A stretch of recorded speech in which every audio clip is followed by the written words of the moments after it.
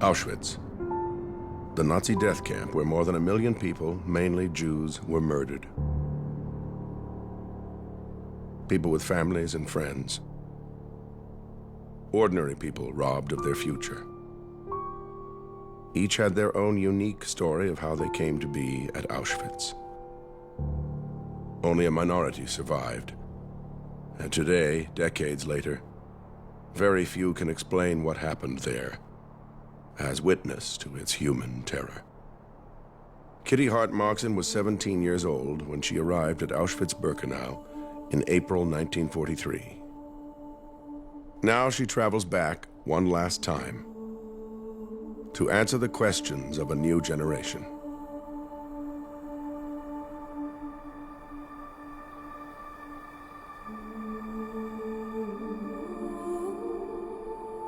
My name is Kitty Hart Markson, and I'm a Holocaust survivor.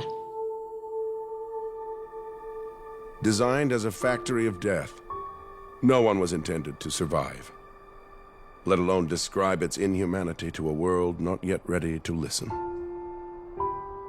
No one wanted to know, no one wanted to hear what I had to say. But I made a commitment that the people don't want to hear, but I'm going to make sure that they will. I've been here many times, but I really wanted to come with 2 girls who were my age when I was here. I want to show them the struggle for survival. What were your first impressions of the camp? There was just the most incredible mud. And then we saw like a glow in the distance. And soon when we got there, we saw ghost-like figures with shaved heads, staggering in tattered clothes, with great big eyes, screaming in all languages and being beaten. And we thought, my God, is this what's going to happen to us? I've known Kitty since I was born. I've known about her story since I was little and sort of grown up with the influence of it. What did you first see when you got off the train? Alsatian dogs. They were barking, trying to get at us. And I wanted to try and understand a bit better how she coped in these conditions and how she managed to survive for so long. And we're walking into the women's camp now. I met Kitty for the first time after the school talk she gave us, and I went up and asked some questions to her. And I'm just kind of nervous and excited because I want to see it from a different perspective that I may have seen it in class. And you see these stumps? These are the chimneys of the wooden barracks. What happens to you when you were in those formative years, age 13 to 16? It shapes you and your character for the whole of your life. Auschwitz is where my grandma feels she belongs, and it always calls her back. Kitty Hart was one of the first survivors to tell her story. She gives us access to that experience with the power of her words. You have to treat what Kitty says almost like music. I hear what she says, and I also try to listen to what she has left unsaid. You see this crossroad? The crossroad was the crossroad to life or death. The very fact that Kitty was an eyewitness and can say, this is what I saw, actually ensures that it cannot be denied, that the intentionality of the perpetrators is clear, and that it's indisputable that what she saw is what happened. And as you walked, you got stuck in this mud, and all these people were falling around in the mud. You cannot stand there and simply say, this is okay. This should never have happened. It should never have existed. And as a human being thinking about the experience of others, you just realize this is no place for anybody to have ever been.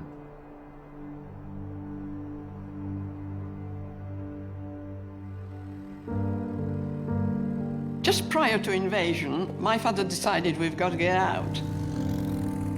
My brother fled with his friends to the Russian side.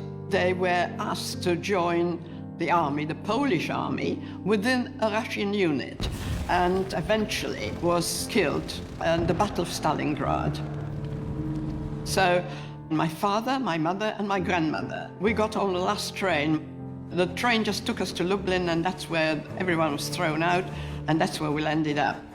And we were taken to a part of the town which became the Lublin ghetto. It wasn't possible to survive in Poland as a Jewish person without relying on somebody else. So Kitty's mother, in a time of crisis, what does she do? She starts teaching English to people. In doing that, she creates a relationship with the priest. The priest told my mother, if you come to a point where there's no way out, just come and I'll see what I can do. The priest then is able to help and puts his life on the line to provide them documents to get them out. We had to part from my father. The priest said no way could we survive, all three of us together. My father was to go and work in this sawmill somewhere, we didn't know where, and my mother and I, we were to go into the center of Lublin. Why? Because they were rounding up the Polish population as well. And when they sorted them out, they took them to work in factories in Germany. And the priest said, that's what we've got to do. We've got to get out of the country and mix with this transport and get into Germany. And they actually checked documents, but our documents were in order, you see.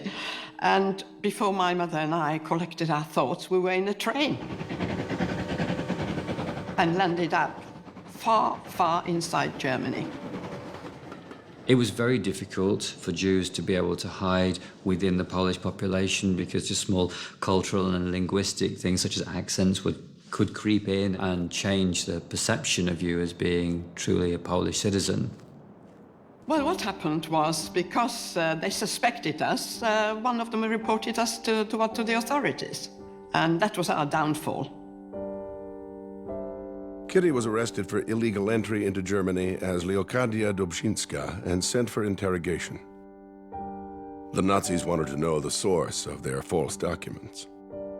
The irony of the Nazis was they could create death camps and murder Jews with impunity, but if somebody broke a law, they had to go through the penal system, which was complete nonsense because they could have simply deported them to Auschwitz as Jews.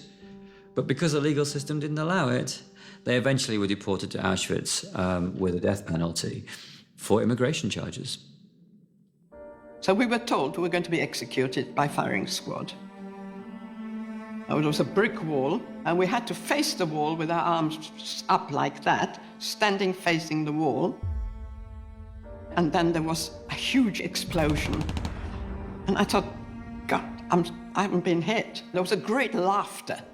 They said, oh no, we're not going to kill you. What's going to happen? We're going to commute your death sentence to life imprisonment in Auschwitz, and we're going to hand you over to the camp. They'll find out where these documents came from.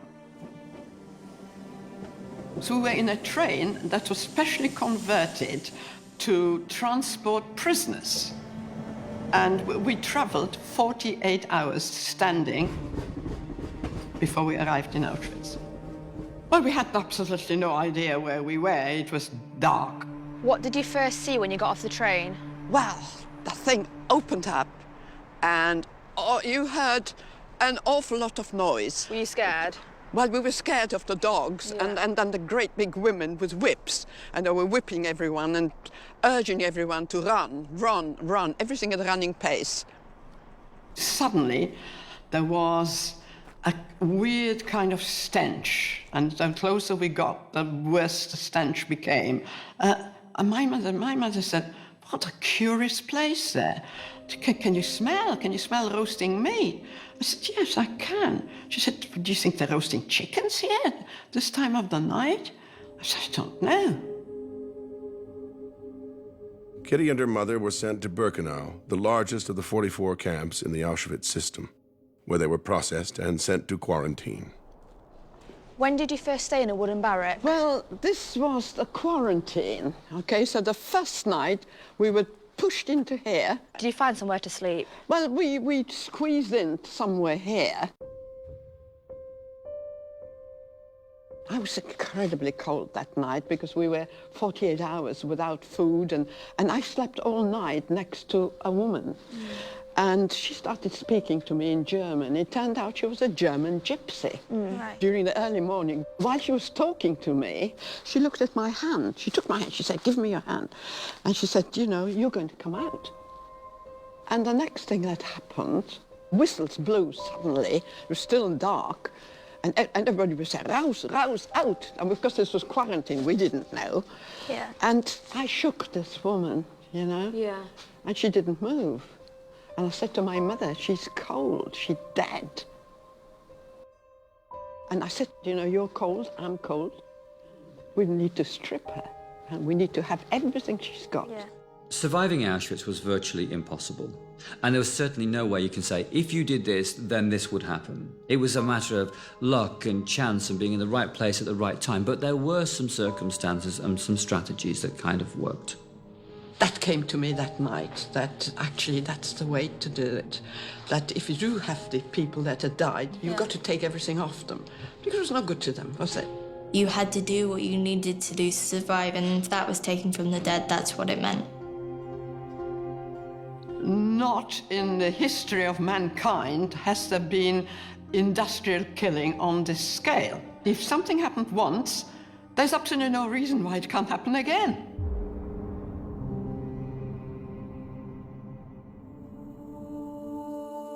In 1943, Kitty was assigned to work on a new rail line into Birkenau called the Ramp. In 1944, she watched as transports of Jews from Hungary started to arrive. What was the importance of the ramp? People arrived in cattle trucks, and sometimes 7 or 10 trains would arrive in say, 24 hours, and people were sealed in, almost airtight, just a little bit of air coming through the slats. Sometimes the trains were sealed here for hours before they were allowed to unload. Did people die in the trains? Yeah, a lot of people died before they arrived here. Some people travelled 7 days before they arrived here. Did anyone have any idea what was happening when they got off the train? People had not the foggiest idea what was going to happen. Of course, there were people coming from the ghettos, so they didn't expect anything, you know, good, obviously. Everything was very nice and quiet because they didn't want people to panic. So loudspeakers were here telling people, well, there's a lot of typhus here, and so you're all going to be disinfected, and we've got to split. We went from women and women with children. Leave your luggage, you're going to get your luggage later. And then someone came, right, left, men this way, women with children on one side. Younger people are younger, you can go that way. Oh, you're older, you take your child with you, it'll be fine. You take your child, we're not going to split you up. It was shocking to see that you stood in the exact same place as those people did once. At the ramp, women with children and the elderly were sent directly to their death. And if you were young and able-bodied, and if at that period of time they needed workers, then you were chosen for slave labor, which essentially meant that you were chosen to die slowly, not to die immediately in the gas chambers. Let me tell you, at this point, families were split, never ever saw one another again. So some of the men were taken this way, okay. Some of the girls that were selected to go into the camp were taken through there. You were just told to go that way.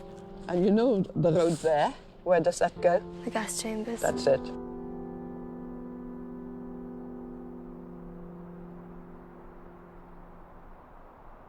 What happened when you arrived at camp? Well, we were taken to a building like this, which we didn't know what it was, but it was called the sauna, not like you and I understand it, a processing place. And the first thing that happened to you, you were stripped, everything was taken from you, you were smeared with a green fluid, your hair was shaved everywhere. That was then packaged and shipped off for processing. Hair was used both to create cloth and to line submarines and as detonators. And then you were tattooed, and believe you me, that was when you felt you were no longer the same person. When that tattoo was placed on your arm, you weren't what your parents had given you as your name, you became that number, and that was your identification completely taken away. Not only is it a disgusting thing to do to human beings, but that's my grandma, and they wanted to turn her into an animal. Without your hair and without your clothing, you lose something very distinctive about you. And there are people who remember at that point that they looked ridiculous. It was hard to imagine how she survived. Every corner she turned, there was something trying to stop her from living. First of all, survival depended on the place of work. If you were working outside, and the commandos, which are work parties, you hadn't had a prayer to survive for long. The other thing you couldn't survive was without a pair of shoes. Well, the problem was that you were issued wooden clogs. Your clogs would get stuck in the mud, your feet would rub, they would get infected, and you were dead. If you didn't have your bowl, you were dead, because nobody would give you their bowl. So survival depended on if you could not think about anything, just have a tunnel vision and think like an animal. Just picture yourself, what does an animal do? What does an animal need? Well, it doesn't need very much just to live, but the first thing it needs to get away from the predators, get away from all these people that are trying to kill you.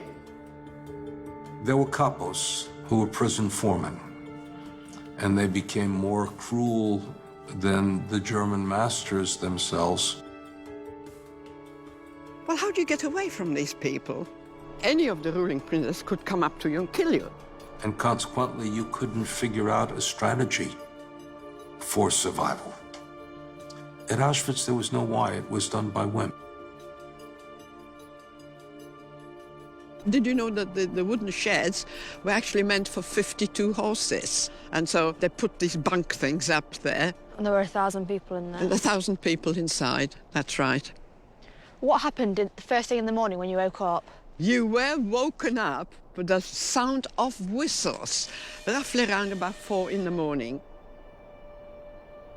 So roll calls took place twice a day, and roll calls was one of the greatest terrors of the camp. Whistles blew, and everybody now screams, out, out, out, schnell, raus, raus. Total chaos. 1,000 people had to rush out of this door. And you see the ground, you're looking at grass, well, you must look at mud. The whole thing was just one sea of mud. I've always said, if you found a blade of grass, what would you do with it? You'd eat it. So people were just staggering around the mud, but of course you had to stand to attention. Selection didn't just take place on arrival at Auschwitz, it was a daily occurrence. In fact, any time that prisoners were together, if anybody at any point in time tipped over into that place where they were no longer useful to the Nazis, they could simply be selected and sent into the gas chamber. People just collapsed and died. Yeah. Died of tiredness, of exhaustion, of shock. Did you ever have to collect the corpses after roll call? Yes, You yes. had to do it. Oh, yes. When I was in the Leichenkommando, this is what we did.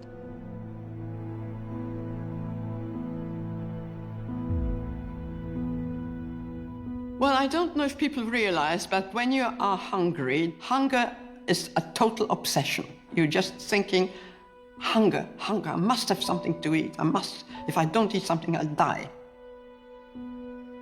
It depended where you were in line as to how much nutrition you got. If you were at the beginning of the line, you got pure water. If you were at the end of the line, you had a problem because they might run out of food. And if you knew the person who was ladling out the food, then in one sense, they dug deep and they got the stuff in the soup that landed at the bottom, whether it's a potato or a carrot or something.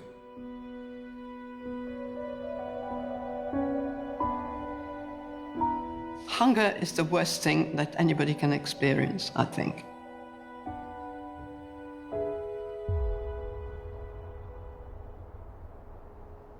Did you stay in a bunk like this then?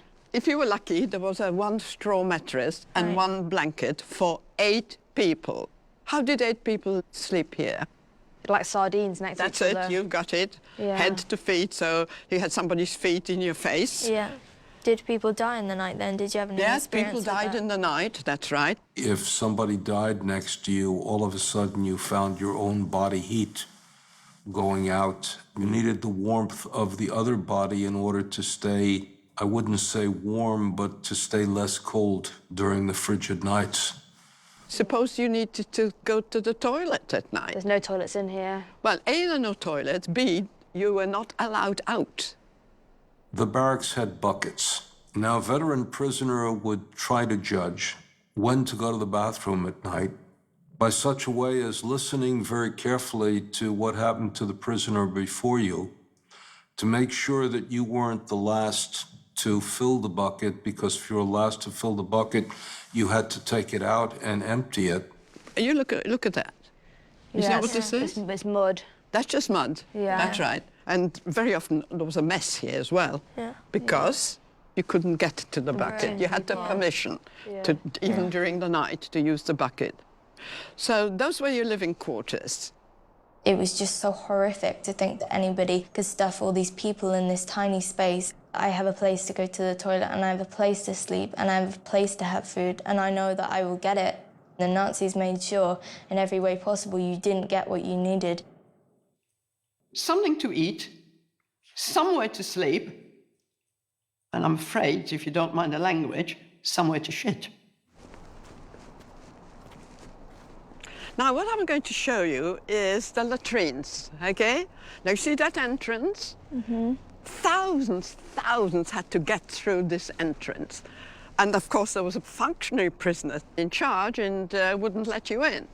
But did you know, I worked there at one stage, so let's just show you what it was like. How did you get the job to work here? Well, I had to buy myself to work. I thought it'd be a good place. At least I'd have access to the lavatory. Yeah. Oh, it was horrible. There's nothing further from what a 16-year-old girl would want to be doing with her life than having her arms in shit. And yet, for her, that was a privilege.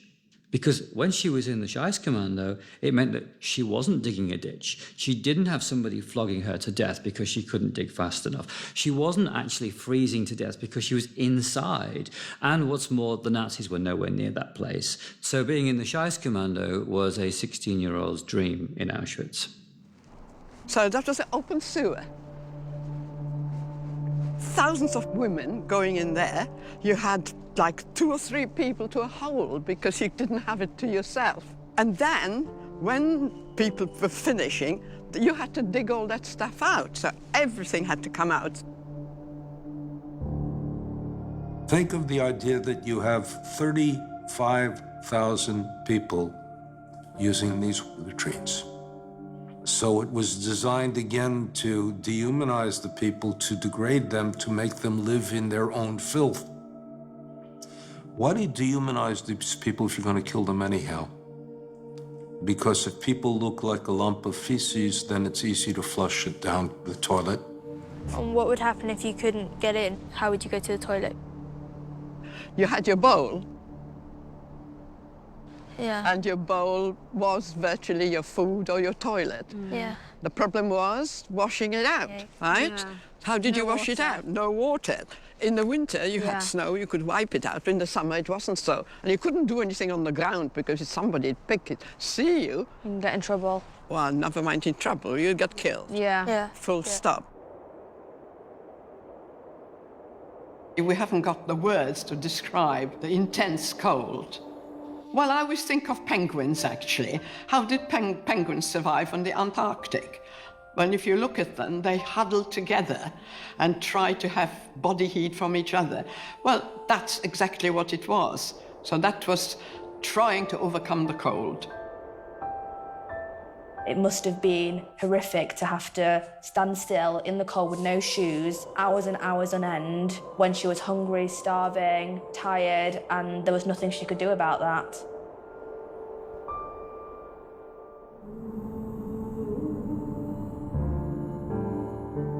During a selection, there was most feared, because there you knew, at random, you could be selected to die. So fear, that was the greatest fear, selections.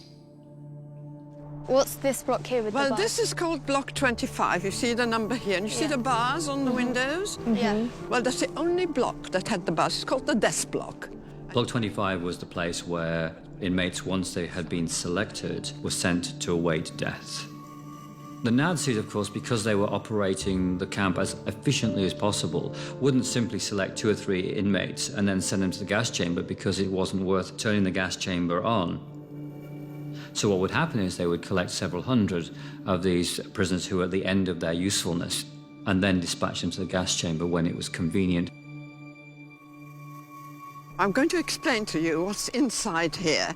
Now, Okay. everybody kept away from here because when selections were taking place in all these blocks, people would have to undress and turn around in front of the SS doctor. And if Yeah. he didn't like your skin, or if you were too thin, or if you couldn't walk, they would take a mark and mark up your number. Did anyone survive that went in there? No, nobody survived. Once you were in, you were dead. You could never get anyone out. Once they were here, that was the end. You were very taken aback by it. Kitty told me that they had no clothes and you could see that their hands were through the window begging for food or water or anything. The reason Block 25 has such a prominent place in her memory is, of course, because all of the inmates in the women's camp could see it. It was right alongside their own barracks. They could hear the desperation of the women that were in there, knowing that there was literally no way out. Of course, everybody kept away from me, and when they opened up the doors, It smelled. the stench went right through the camp.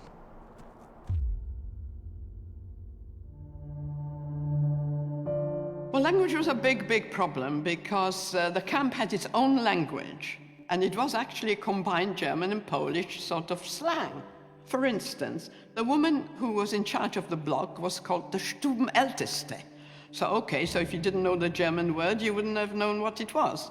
Her helpers were called Stubowa.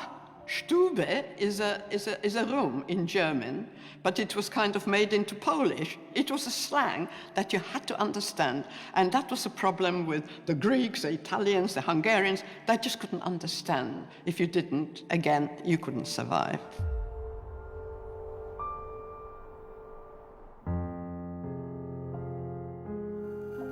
I lost my friends all the time. And that was the worst of it, that you had your friends, you established a contact, you already had someone that was, had access, and you could get this, and you could get that, and you could get a bit of food. And then, all of a sudden, they were gone. Just having somebody that you knew that could help you in a given moment in time could be the difference between life and death. Everybody needed the friendship or the sense of I need you to be able to mediate a situation that wasn't designed to allow you to live. What were the white things on these fences? Now, if you look at these white things, that's high-tension electric fencing. You are very, very cautious not to go too close, because if you did, you committed suicide. People commit suicide often. That was the easiest way out. You just touched the fence and you were dead. And if you touched this person, you were dead as well, because electricity would pass through your body to the next person. Or you were shot from the watchtowers if you came too close. So yes, people went on the fence, yes.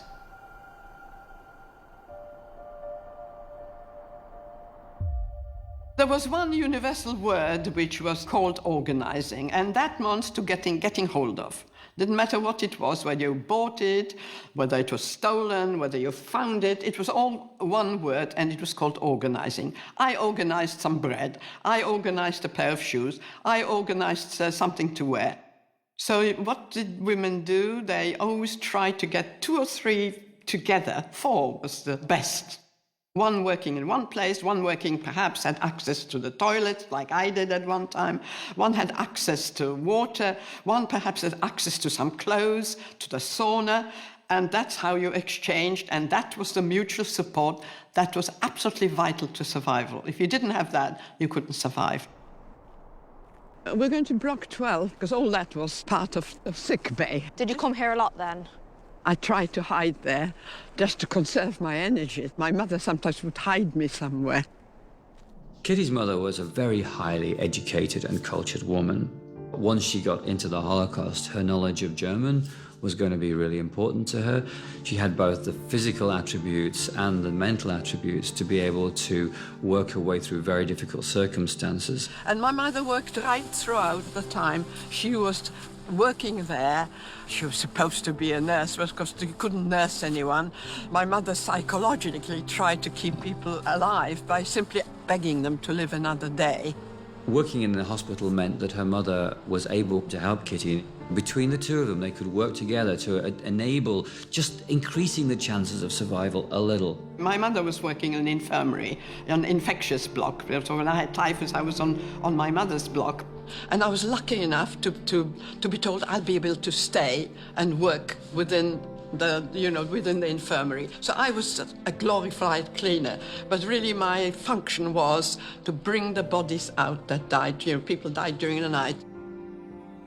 Some of the bodies were up there. So two of us had to climb up there and get the corpses down, drag them all the way and stack them up outside.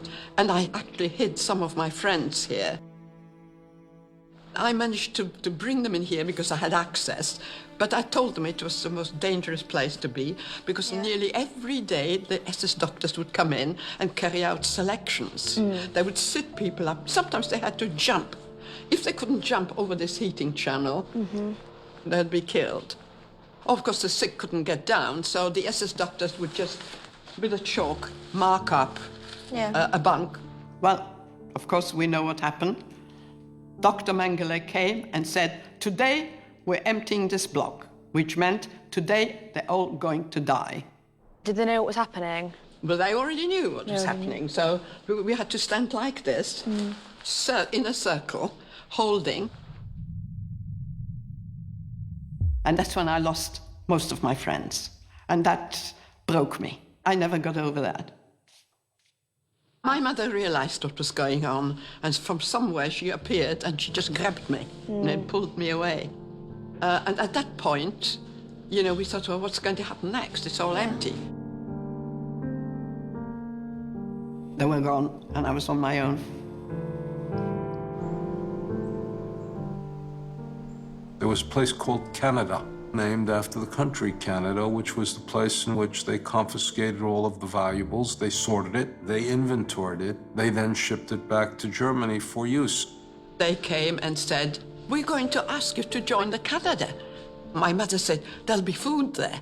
You must do it. There will be food. You'll find it among the clothes. Yeah. And so I said, yes, okay. And that's how I got to the Canada.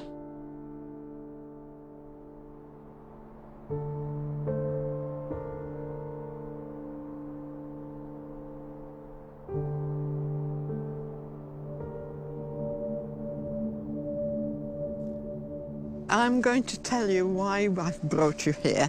Thousands upon thousands of people were brought in with all their belongings. Yeah. Kitty really wanted to tell the story of Canada. For her, it's about evidence.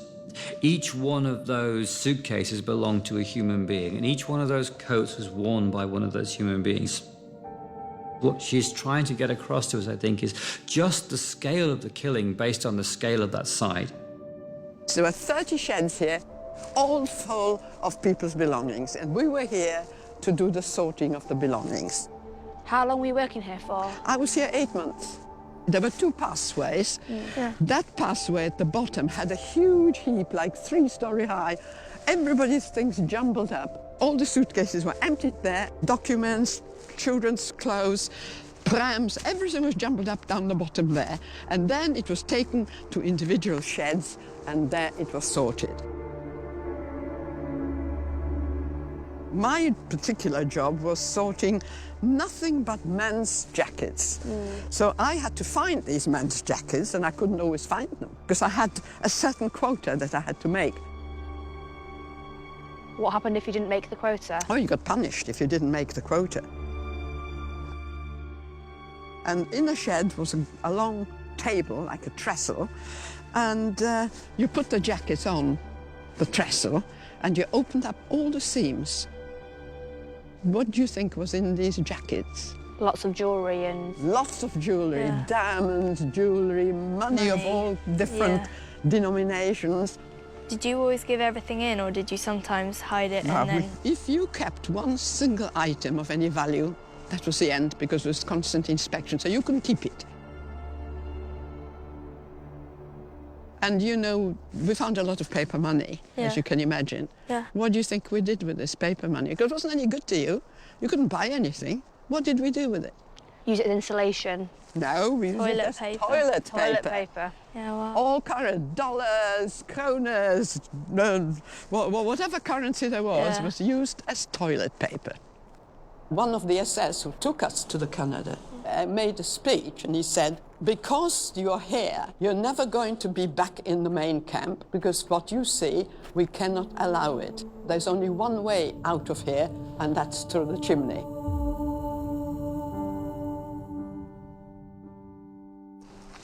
What is this place? Well, you see these ruins, that's all we can see. That was known as the White House.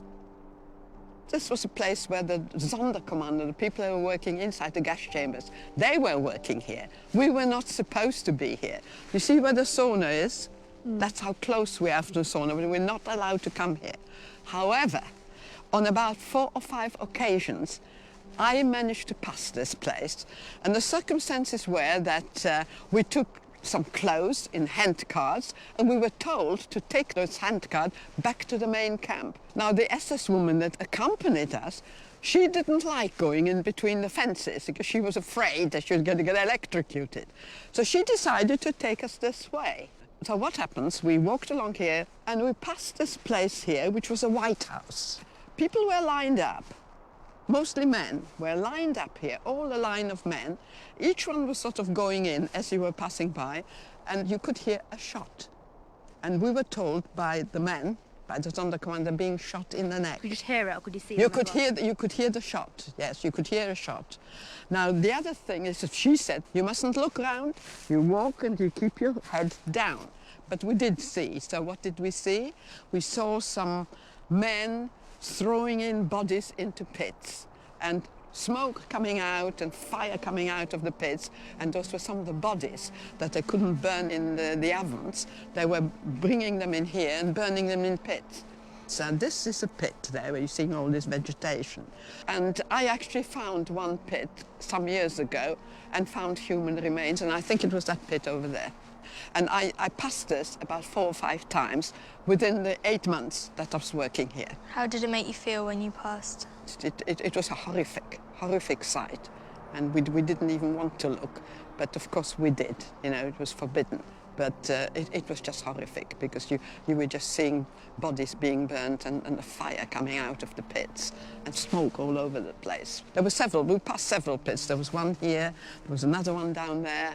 But there were many pits here, but I recall that one particularly, very close to the sauna.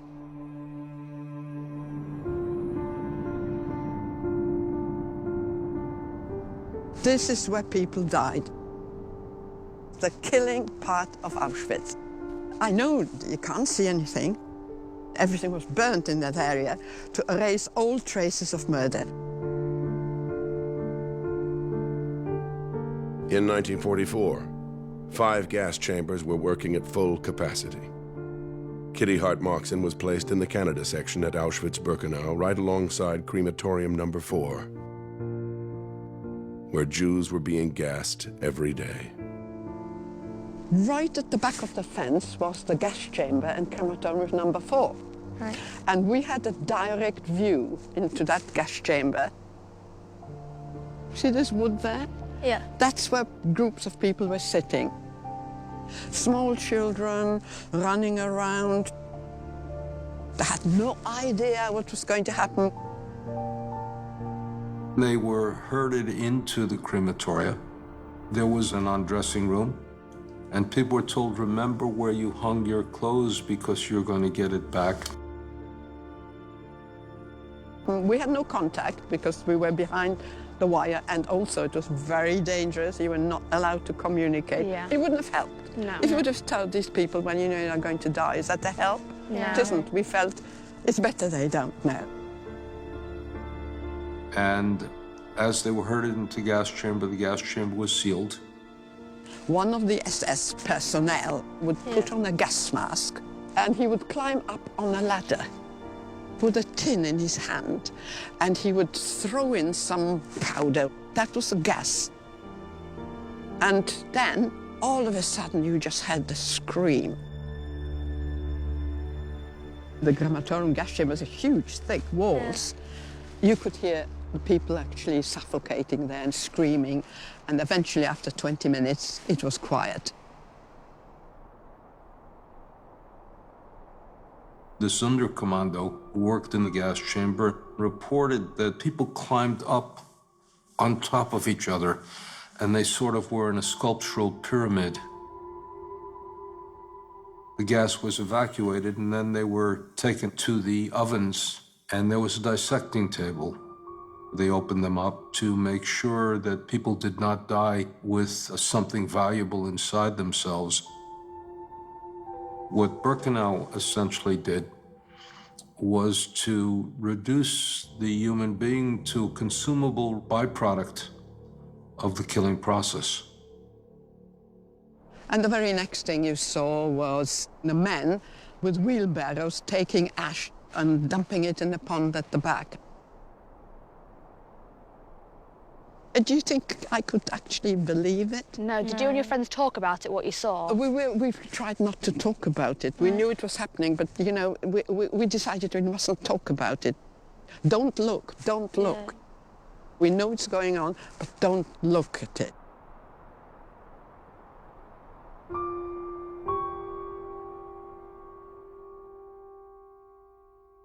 Little did the Nazis know that for months, Jewish prisoners that had been forced to operate the crematorium were planning an insurrection. On October 7, 1944, Kitty was witness to the uprising that day. There was just a loud noise. And when this noise happened, we thought that was it. My friends and I, we threw ourselves down, just like that, cover our heads, lie flat on the ground. Armed resistance was not a decision whether to live, but most often a decision how to die. We do know that there were resistant movements. The Poles had the resistance movement, the Jews had the resistance movement, but we never knew who these people were because it was so incredibly dangerous.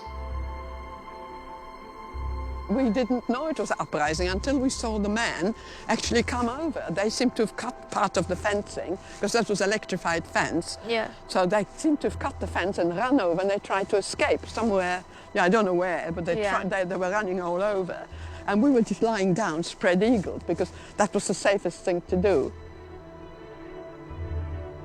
There was a general shootout. They came in on motorcycles with machine guns, and I think they got most of the men. Kitty was also a witness to the fact that Jews did not go like lambs to the slaughter, that they were thinking about what they could do to overcome the Nazis, and with absolutely no chance whatsoever to get hold of the explosives, to be able to overcome the tight strictures on them. These Jewish people did that.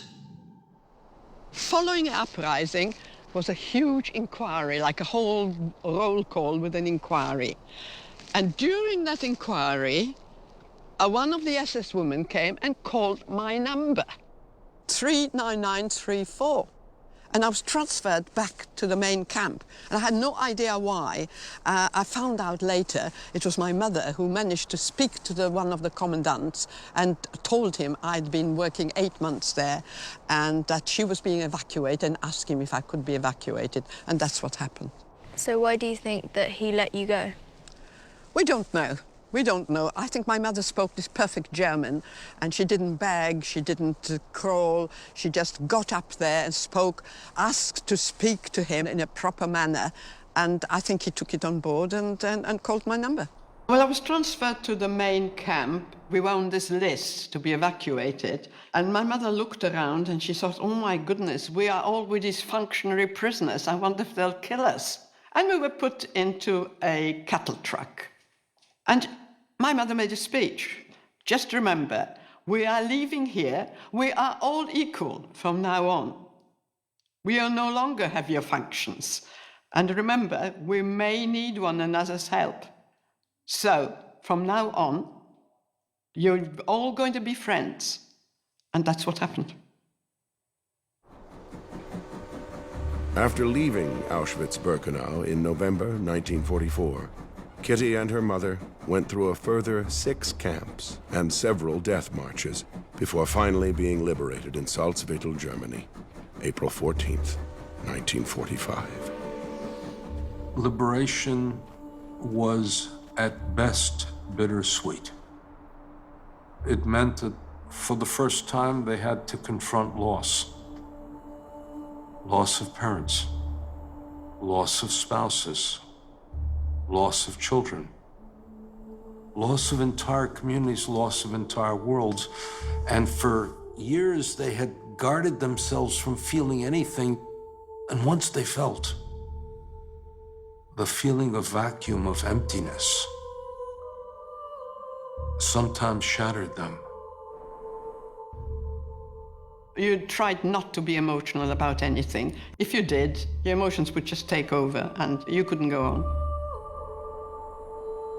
That a civilized nation would take people on a train, bring them to gassing, annihilate them, confiscate and recycle the elements of their body, and do that systematically day in, day out. It's inconceivable. How could this happen? I felt very ashamed at the world and very just upset that this could ever take place. Some people see it as just a time in history, but they don't understand how it relates to us today. We are the ultimate proof of her survival. If she hadn't found the hope to keep on going, I wouldn't be sitting here. Now, what I want to show you is, what's this water? It's incredibly important to tell you about this water. Women, men, children, all, that's their final resting place. Just as a cemetery.